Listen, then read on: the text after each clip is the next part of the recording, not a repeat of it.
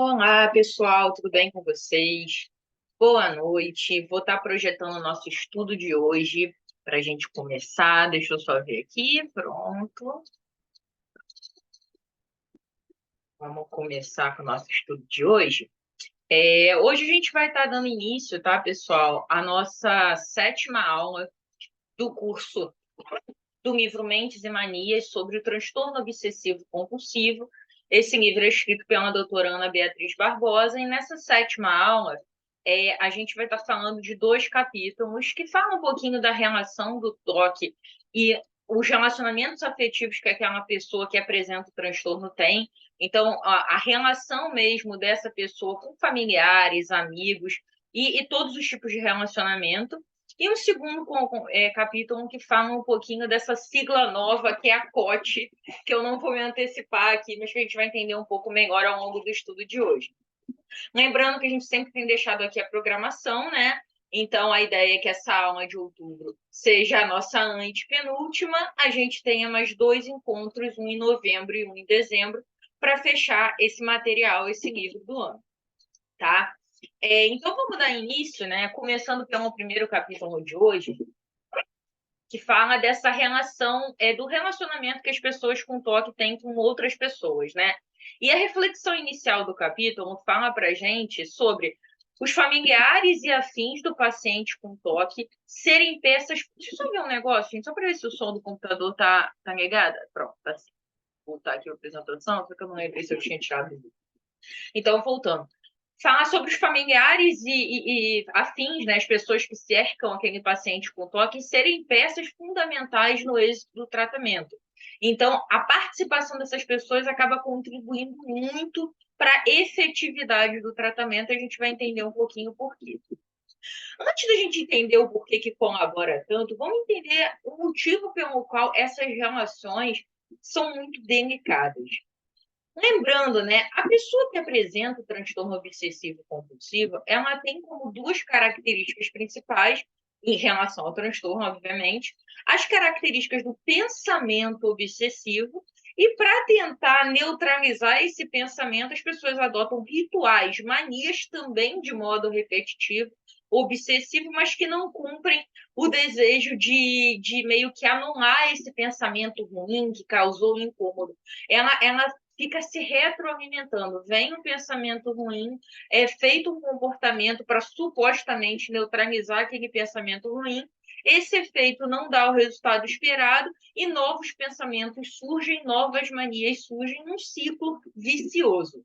E esse ciclo vicioso, como a gente tem visto, ele gera vergonha, porque a pessoa que tem o transtorno muitas e muitas vezes tem consciência de que aquilo não faz sentido, que não teria o poder baseado num ritual qualquer de evitar aquele pensamento, aquele incômodo, aquele medo, que não tem uma relação direta, e ela sente vergonha de fazer aquilo, ela se sente culpada, porque aquele transtorno, essas manias de forma repetida geram uma série de consequências, inclusive na vida cotidiana. Então, a pessoa tem a vergonha, tem a culpa, e também tem, como eu me antecipei aqui, os impactos no cotidiano e impacto afetivo. Por quê? Vamos trazer alguns exemplos que o próprio livro traz e que fica um pouquinho mais fácil, mais claro de entender por que esses impactos acontecem. Vamos pensar na seguinte coisa: a pessoa tem um toque de limpeza excessivo, tá? Então, ela começa a tomar muitos banhos ao dia, começa a passar muitas horas naquele banho, começa a uma, duas, três vezes, a duração meia hora, uma hora, 2 horas, 3 horas. Pensa como esse hábito, além de gerar vergonha e a culpa no paciente, afeta o cotidiano e as relações. Imagina para as pessoas que moram naquela casa se só tem um banheiro. Como é que as pessoas acessam aquele ambiente? Imagina o quanto isso atrapalha a própria pessoa que tem o toque e as pessoas que acertam. Como é que é o dia a dia dessa pessoa? Como é que ela consegue cumprir um compromisso, trabalhar, estudar, fazer uma atividade de lazer, se ela não consegue sair desse ciclo de repetição? Então, esses impactos, eles acontecem e acabam prejudicando as atividades da vida prática e os relacionamentos que aquela pessoa desenvolve. E aí a gente entra no campo, que eu trouxe essa figurinha aqui, que são os familiares, os amigos, as pessoas que relacionam num colégio, ou que relacionam no ambiente profissional, ou num ambiente qualquer de interação humana, como é que essas pessoas são afetadas, né? E essa figura, ela traz uma simbologia, que eu não botei ela à toa, que é uma sensação muito de incompreensão, né? De não entendimento daquela relação de ficar, muitas vezes, querendo entender o porquê daquilo e não compreendendo. E aí, falando agora um pouco dessas pessoas que cercam o paciente, como que elas se sentem, se a gente puder resumir, né? Elas sentem também uma dualidade de sentimentos que vão da incompreensão à preocupação. Incompreensão porque elas não entendem por que aquela pessoa está fazendo aquilo de modo tão excessivo, tão repetitivo. Isso aqui, lembrando, tá, gente? O TOC tem uma série de exemplos. A gente veio falando ao longo dos estudos e foi bem pontuado alguns desses exemplos. Eu trouxe aqui o da higiene, porque eu acho que é um caso bastante ilustrativo, mas existem vários, tá? Então, a incompreensão, por que que uma pessoa está checando a mesma coisa várias vezes, por que que a pessoa está fazendo uma contagem aparentemente aleatória, ou por que que a pessoa está perguntando a mesma coisa também repetidas vezes, e aquilo traz uma incompreensão, porque a pessoa que cerca ali, o paciente, ela não entende o que está acontecendo, traz uma preocupação, justamente por ver o sofrimento que aquilo traz para a pessoa. E aí, esses dois sentimentos, eles evoluem muitas vezes para um desespero, porque você se vê numa situação que você não consegue saber o que fazer, e aquilo muitas vezes vai se agravando com o tempo. Também passa por um viés de julgamento, porque você, muitas vezes, pela incompreensão, por não entender, você acha que aquilo uma pessoa, se quiser, só parar. E a gente sabe que um transtorno não é simples assim, precisa de tratamento, precisa de medicação, precisa de continuidade. É o que a gente vai ver também mais para frente, mas o julgamento vai muitas vezes pela incompreensão, você achar que está no livre-arbítrio da pessoa fazer aquilo ou não, quando já não está no nível propriamente de escolha daquela pessoa. Ela passa por uma irritação, como pegar o exemplo de novo do banheiro. Imagina você tendo que trabalhar, você só tem um banheiro na sua casa, você não consegue tomar seu banho, escovar seu dente, porque aquele banheiro está 3 horas ocupado pela pessoa que está fazendo ali a repetição da limpeza. E aí, a dúvida de como agir, né? Porque às vezes você vai se irritar, às vezes você vai julgar, às vezes você vai se desesperar, às vezes você vai chorar, você vai ter 1 milhão de reações e muitas vezes nenhuma delas é o comportamento adequado para ajudar aquela pessoa que, na origem, está te gerando uma preocupação que você genuinamente gosta, se preocupa, ama, se importa com o bem-estar. Então, muitas vezes, por não saber como agir, esses familiares, esses amigos, eles têm comportamentos que não são os mais indicados, mas que são talvez os mais habituais quando não se tem um entendimento correto da situação. Que tipo de comportamentos são esses? Muitas vezes ajuda nas tarefas. Então a pessoa vai perguntar 200 vezes a mesma coisa, você responde. Ou a pessoa quer muito limpar alguma coisa, mesmo que a coisa já esteja limpa, e as pessoas da casa ajudam a limpar. Meio que para tentar fazer com que aquele sofrimento pare. Responder a mesma coisa várias vezes, como eu acabei de dizer. Não poder acessar certos ambientes. Então tem 2 banheiros na minha casa, deixa a pessoa lá, não vou me irritar, não vou me arrumar um problema, estressar, vou usar o outro. Ou evitar tocar em termos sensíveis, vamos pensar que a pessoa tem alguma questão com doença. Aí, de repente, falar o nome de uma doença aciona um gatilho naquela pessoa que desperta esse negócio de ritual. Na verdade, a gente sabe que não é exatamente assim, é muito mais profundo, mas às vezes o tema sensível pode fazer aquela pessoa tornar aquele pensamento que já é obsessivo ainda mais em foco. E aí evita tocar em temas sensíveis. E muitas vezes a gente faz isso, tá? A gente tem mais um item aqui, mudar seu próprio cotidiano, ajustar o horário de trabalho, mudar as atividades de lazer, pensar numa organização familiar que afete o mínimo possível aquelas manias daquela pessoa que tem transtorno. E tudo isso, como eu falei, está em efeito como um comportamento até habitual de pessoas que não sabem como agir, e o que é super normal, tá? É para isso que existe a necessidade da busca pela ajuda profissional, do estudo, da compreensão. porque isso é muito normal, mas a gente vai ver que não é isso que ajuda aquele paciente que apresenta o transtorno. E por que não ajuda muito resumidamente? Porque a ação da família, que esse família como pessoas que cercam aquela pessoa, tá? Não necessariamente só pessoas do mesmo sangue. Mas a ação dessas pessoas, que ora cedem e ora brigam, apresenta ainda mais um nível de instabilidade para aquele paciente, o que acaba por agravar o quadro. Então, assim, você não sabe como é que a pessoa vai reagir, às vezes reage bem, às vezes reage mal, às vezes briga, às vezes ajuda, aquilo traz uma instabilidade para o paciente e para a própria pessoa que está aí cercando aquele paciente, ela se sente frustrada e exausta, porque ajudando não funciona, brigando não funciona. E aquele ciclo é alimentado dos dois lados. Isso que é importante a gente entender. Para o paciente, acaba sendo um ciclo de pensamento e mania obsessiva, e para a família, para as pessoas que cercam, acaba sendo um ciclo de frustração, irritabilidade e desespero. Ambos os ciclos muito nocivos. Então, o que a gente tem que fazer para evitar esses ciclos viciosos, esses comportamentos que só minam essas relações? Como eu falei aqui, buscar ajuda profissional. Só que o buscar ajuda profissional, nesse capítulo, ele traz um viés que eu acho que é um viés complementar ao que a gente já falou em algumas outras oportunidades antes. Porque a gente fala do tratamento terapêutico e, caso necessário, do tratamento medicamentoso. Isso é muito importante. Isso ajuda aquele paciente a trabalhar essas emoções, a trabalhar essas sensações para minimizar o sofrimento dele. Então, essa ajuda profissional, ela é essencial.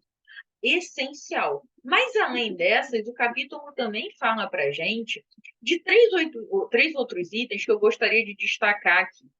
Uma exposição controlada. Isso a gente vai ver no próximo slide, mas resumidamente sabe todos aqueles comportamentos que a gente acabou de ver, que as pessoas fazem naturalmente, que às vezes cedem, às vezes brigam, às vezes ajudam, às vezes julgam. Sabe aquilo que a gente falou?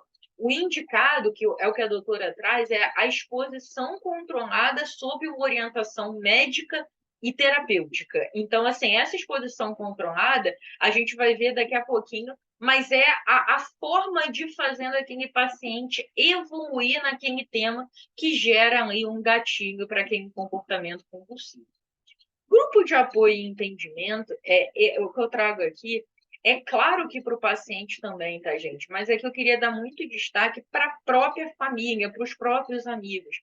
Às vezes, quando você está num ambiente onde aquela pessoa apresenta um comportamento que você não entende, que você não sabe mesmo como agir, você ter fóruns de conversa com outras pessoas, outras famílias, outras pessoas que convivem com casos similares, podem ajudar muito nesse entendimento. Então, o grupo de apoio para ser um lugar de fala, para você também conseguir receber o suporte que você precisa, porque quando você está ali com o paciente, você precisa ser a força, você precisa ser o exemplo, você precisa ser o apoio, você precisa ser o suporte.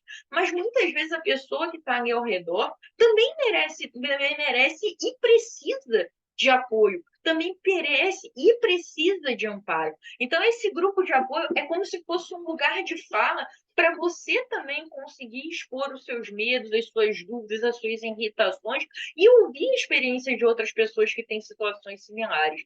E tudo isso proporciona um entendimento que faz com que a gente saia daquela figurinha inicial das pessoas olhando ali meio surpresas, meio sem saber como agir, para pessoas realmente aptas a ouvir, a entender e reconstruir essa dinâmica dessa relação. Reconstruir no sentido de efetivamente conseguir ajudar.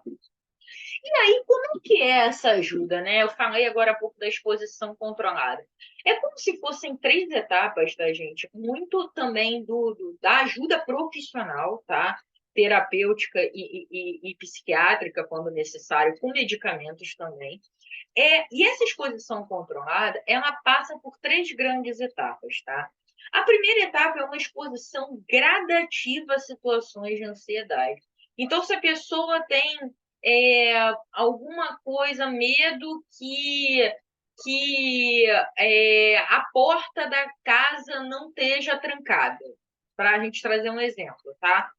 Aí A exposição gradativa é a pessoa checa uma vez, checa duas vezes, checa três vezes, checa 15 vezes. Pô, então assim, você precisa sair de casa. Aí você tem a exposição àquela situação de ansiedade. Aí você vai para a etapa 2, tá? Que é você tentar limitar o número de vezes. Bom, o ideal é a pessoa trancar a porta, sei lá, na hora ver que trancou e pronto, acabou. Já fez aquela ação. Mas isso é o ideal, mas não é assim, a coisa é gradual. Você não vai conseguir passar de 20 vezes para zero. Então, qual é a proposta dessa segunda etapa, né? A proposta da segunda etapa é que você faça pequenos desafios, tá? Pequenos desafios. Bom, você checa 20 vezes, vamos checar 15? Vamos checar 15? Vamos diminuir isso gradualmente? Porque você vai ter que sair de casa. Você precisa cumprir alguma atividade. Então, vamos reduzir? Isso daí vai provocar, tá, gente? Aqui no slide talvez não tenha ficado tão claro, mas só para vocês entenderem um pouco melhor. A segunda etapa não é a rejeição inicial. Talvez eu não tenha me expressado bem aqui na figura. A segunda etapa é esses pequenos desafios de um controle gradual daqueles comportamentos compulsivos. E isso sim causa o que está escrito aí. Muitas vezes uma rejeição inicial daquela pessoa que apresenta o transtorno. Porque você tem a sensação de que você está dançando com o inimigo, né? Poxa, não vou conseguir, eu preciso checar 20 vezes. Se eu não checar 20 vezes, aquilo não vai estar fechado e pode entrar alguém, invadir minha casa, roubar minhas coisas. Então, você vai causar uma rejeição inicial, porque para aquela pessoa, lembra que a gente falou, não está mais na escolha de eu não quero fazer e ponto. Aquilo já está no nível que ela precisa de ajuda. Então, a rejeição inicial é muito normal, mas a etapa em si é propor essas situações desafiadoras com melhoras graduais no tempo, como falei no exemplo, na quantidade de vezes que checa, isso cabe para qualquer tipo de compulsão, tá, gente? E aí, o terceiro passo é, bom, conseguiu, tá checando ainda 15 vezes, mas viu que aquilo ali não deu nenhuma diferença. Não aconteceu nenhuma tragédia, a casa não foi invadida, não aconteceu nada. Então, poxa, olha só que legal, você está conseguindo diminuir e viu que aquele teu medo, que aquele pensamento abusivo não, perdão, obsessivo trouxe, não se concretizou. Então, poxa, dá para diminuir, dá para melhorar e dá para ver que aquilo ali não está fazendo com que o seu medo aconteça.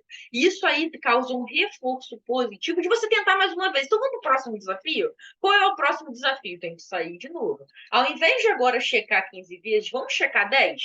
Aí, poxa, conseguiu. Ótimo. Então, vamos agora diminuir ainda mais, de forma que isso seja em etapa, espaziado, mas seja uma coisa que apresente uma melhora gradual. E por que o papel das pessoas que cercam aquele paciente é tão importante? Porque o terapeuta ou o psiquiatra, eles vão conduzir, vão conversar, vão ser pessoas que vão ter o conhecimento técnico, que vão conseguir também entrar com dosagens de medicações complementares para ajudar nesse processo, mas o terapeuta e o psiquiatra, eles não estão no dia a dia daquela pessoa. Não vai adiantar a pessoa ir numa consulta uma vez e ficar sei lá quantas semanas sem conseguir fazer aquele exercício proposto. Aí que entra o papel das pessoas que cercam aquele paciente. Esse desafio, essa exposição controlada, ela precisa ser constante. Então, precisa estar na rotina de quem convive com aquele paciente. E isso é muito importante, tá? Para que a gente consiga se transformar nesse helper, né? Que é esse ajudante, que é o termo que a doutora traz, inclusive, no capítulo. E o que caracteriza um helper?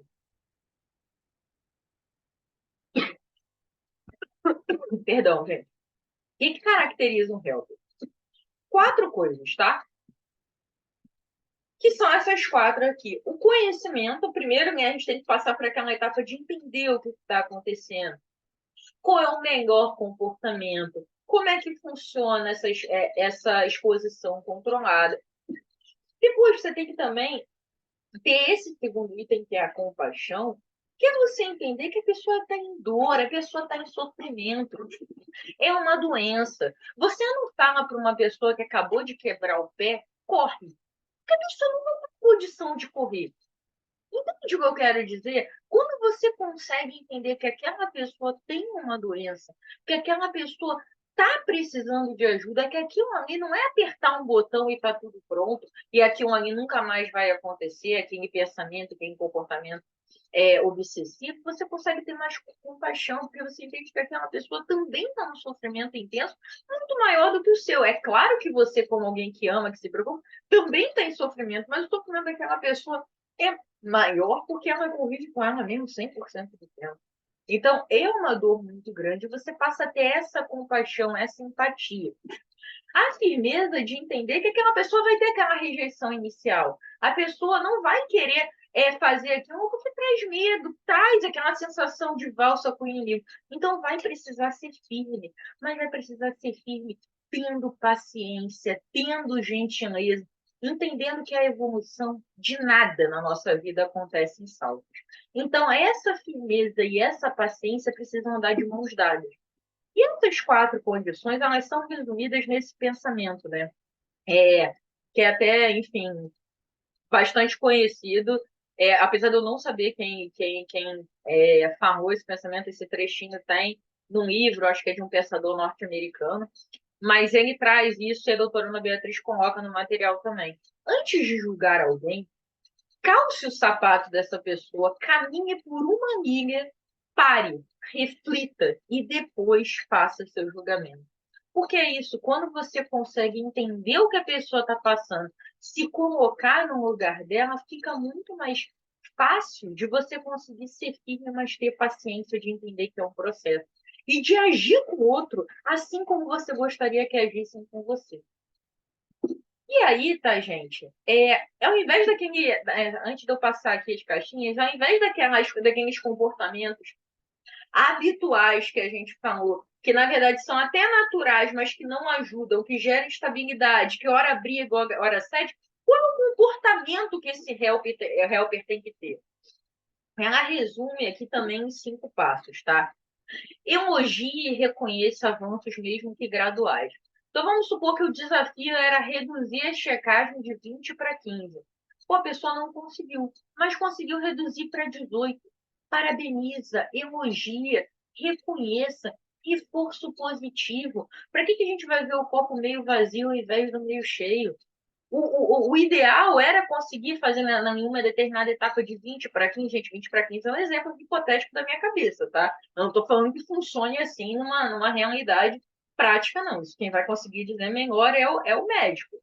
Mas, assim, o ponto é, nesse nosso exemplo, se a pessoa não conseguiu reduzir as 5 vezes, mas reduziu 2, reduziu uma, que seja, reconheça, elogie, reforce positivamente aquele avanço.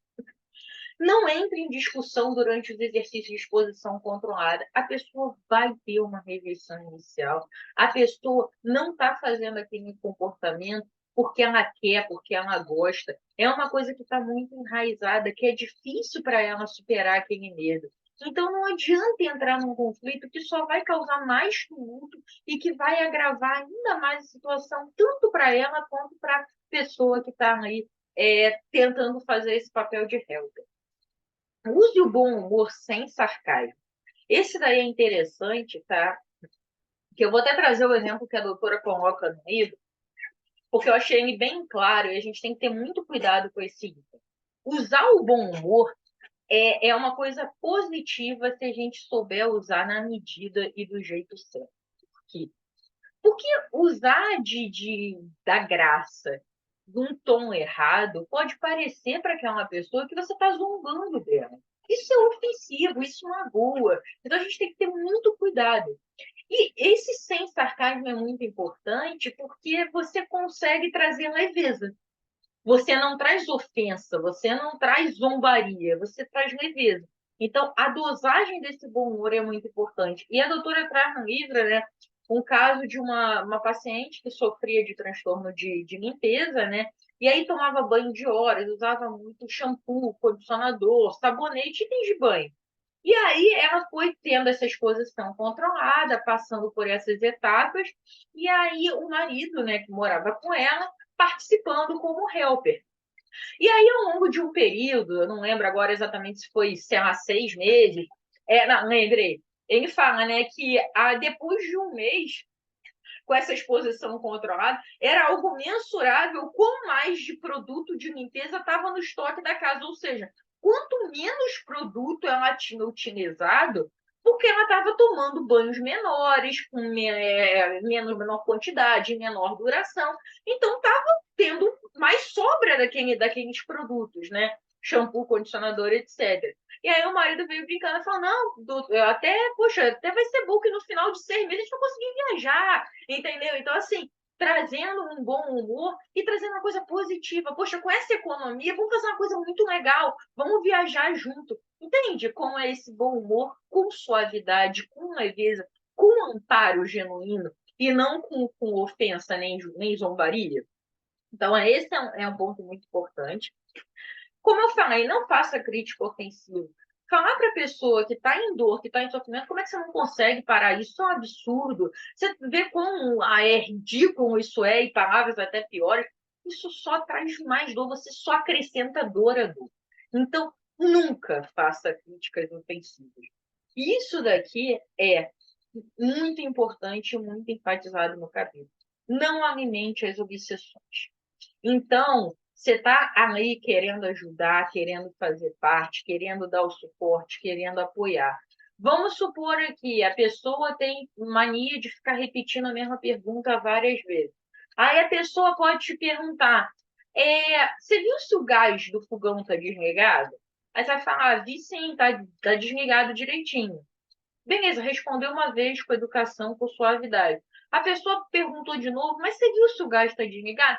Falar com educação. Já te dei essa resposta, você sabe a resposta. Para não ficar reforçando, porque às vezes é mais fácil falar assim. Só que, na verdade, aquela pessoa precisa entender que ficar repetindo a mesma pergunta várias vezes não traz algo positivo, não traz uma melhora no quadro. Então, assim, sempre com educação, mas não alimentar as obsessões. Tenho que lavar o mesmo objeto 15 vezes. Você vai ajudar a lavar? Não, porque não faz sentido lavar o mesmo objeto 15 vezes. Então, você vai estar reforçando um comportamento que é um comportamento que você está querendo que evite. Você está querendo não porque você quer que evite, mas porque você sabe que aquilo precisa ser reduzido para que aquele paciente melhore do quadro. Então, não alimentar as obsessões é muito importante. E aqui é legal de falar, tá, gente, que muitas vezes a gente, nessa condição de helper, a gente cede pelo cansaço, vai fazer aquilo parar, então vai parar de tentar, vai melhor responder que sim do que ficar.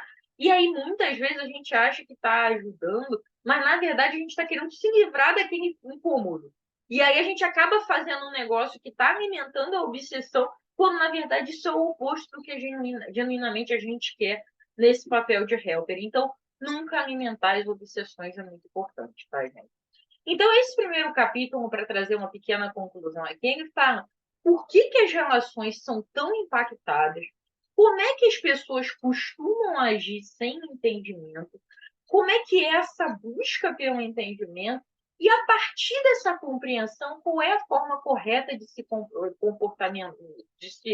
comportar, tanto no sentido de ajudar, como de ser um vetor de conseguir constantemente proporcionar esse exercício de exposição controlada do paciente àquela situação que traz o medo, que traz o incômodo, e que ele precisa estar ali lidando gradualmente para ir melhorando passo a passo. E aí, tá, gente? Tudo isso tendo sido dito, a pergunta final do capítulo é essa seguinte: e se ainda assim a pessoa recusar o tratamento? É difícil, né? Porque a partir do momento que se tem o entendimento que é possível tratar, que é possível ter a cura, que aquela pessoa está em dor, as pessoas que acertam, os familiares e tudo, ficam meio que assim, poxa, por que você está recusando? Vamos trazer o exemplo do pé quebrado de novo. Para com o pé quebrado tem que botar bota. Tem que engessar para melhorar, para poder corrigir aquele problema. Isso parece muito natural para você, da mesma forma que se tem um tratamento para esse transtorno causador, por que a pessoa está recusando? Então, esse é um desafio muito grande, mas que a gente precisa entender dois aspectos, tá? O que a gente pode fazer se a pessoa recusar o tratamento? A primeira coisa é respeitar. Isso é muito difícil, porque, como eu falei, aquilo parece muito natural. A partir do momento que você tem o entendimento que há um caminho para aquilo melhorar, por que não seguir esse caminho? E o respeitar passa por entender que não adianta forçar alguém a fazer esse tratamento, porque o paciente precisa genuinamente consentir e estar proposto a fazer o caminho, a ir nas sessões de terapia, de tomar o remédio, de fazer essa exposição controlada. Ele precisa ser protagonista desse processo. Então, você precisa respeitar o tempo dele ter a real a aceitação disso. Mas isso não quer dizer que você deva desistir ou ser indiferente. Isso jamais. Sempre com educação, você precisa insistir com aquele paciente gradualmente, explicando a importância do tratamento, deixando claro que ele não vai estar sozinho, deixando claro que você está ali para ajudar, que isso vai trazer muito mais felicidade, muito mais paz para a vida dele. Ou seja, é respeitar sem desistir, é respeitar explicando, trazendo esse apoio, mostrando a importância, mostrando que pode ser diferente. E para isso precisa de muita conhecimento, compaixão, firmeza, paciência e o sentimento de amor verdadeiro, de se importar genuinamente com a evolução daquela pessoa que, acima de tudo, ela está em dor e ela está precisando de ajuda. Então, acho que esse é um desafio muito grande, mas é muito importante que você que possa estar ouvindo agora, que possa estar ouvindo em algum momento esse estudo, entenda que esse respeito e esse não desistir, eles são muito importantes, até como parte de você efetivamente conseguir ser um suporte para essa pessoa. E aí, gente, a gente entra no segundo capítulo de hoje, que fala desse COT, né? Que é essa sigla que, se a gente for reparar, é exatamente a sigla invertida do TOC, né? O TOC, transtorno obsessivo compulsivo, o COT é cognição, organização e transformação. E aí, na introdução desse capítulo, a doutora Ana Beatriz fala para gente, assim como podemos buscar um bom condicionamento físico, podemos nos esforçar por desenvolver uma boa condição mental. E ela começa fazendo essa analogia com o condicionamento físico que eu trouxe aqui para ilustrar. No nosso condicionamento, tá? Do nosso corpo. Existem pessoas que têm características, inclusive estruturais do seu corpo, que têm mais facilidade para, de repente, desenvolver um condicionamento físico, para ganhar massa muscular, que tem essa estrutura corporal que facilita. Por outro lado, tem pessoas que não têm essa estrutura corporal, mas que podem conseguir o mesmo resultado, ou seja, uma qualidade de vida, um bem-estar, um condicionamento, uma estrutura corporal com bons percentuais de composição, de músculos que a gente sabe que tem. Eu não estou nem falando de estética aqui, não, estou falando de efeitos para a saúde mesmo, mas que demandam muito esforço, muita disciplina para que consigam aqueles mesmos efeitos. Mas, independente da predisposição a um determinado condicionamento físico, todo mundo pode conseguir ter esse bom condicionamento com um esforço, com a disciplina adequadas. Isso funciona da exata mesma forma para a condição mental. O que eu quero dizer com isso? Tem pessoas que vão ter certos transtornos, e a gente sabe que não tem uma causa única, tem questões genéticas, tem questão ambiental, tem fatores de risco, como a gente já estudou, fatores biológicos que aumentam essa predisposição. Então, assim, tá, gente? Existem pessoas que vão ter alguns transtornos da mente e outras pessoas que podem não ter, e isso, quando a gente fala de bom condicionamento mental, é claro que quem apresenta esse transtorno vai ter mais necessidade de esforço e disciplina do que, de repente, quem não tem o transtorno. E aí isso pode gerar uma coisa, agora falando com um pouquinho do viés espírita, né? Nós somos um grupo espírita, e aí pode vir a pergunta, mas por que isso acontece? Isso é justo? Tudo é justo, tudo tem um motivo. A gente não sabe, tá, gente? Por que uma determinada pessoa vem com uma determinada facilidade de condicionamento físico, assim como a gente não sabe por que uma pessoa não vem, a gente não sabe por que alguém está passando por um transtorno mental e a outra pessoa não está, mas tudo tem um motivo. todas as coisas que a gente passa na nossa vida, e aí falando mais uma vez no viés da doutrina espírita, que é a que a gente segue aqui, tem uma razão, e essa razão não é nenhum tipo de castigo, não é nenhum tipo de punição, ela é uma oportunidade de aprendizado, de resgate, de transformação e de evolução para aquele espírito. Então, todas as coisas que a gente passa, elas vêm como oportunidade da gente aprender e evoluir. Isso funciona para tudo.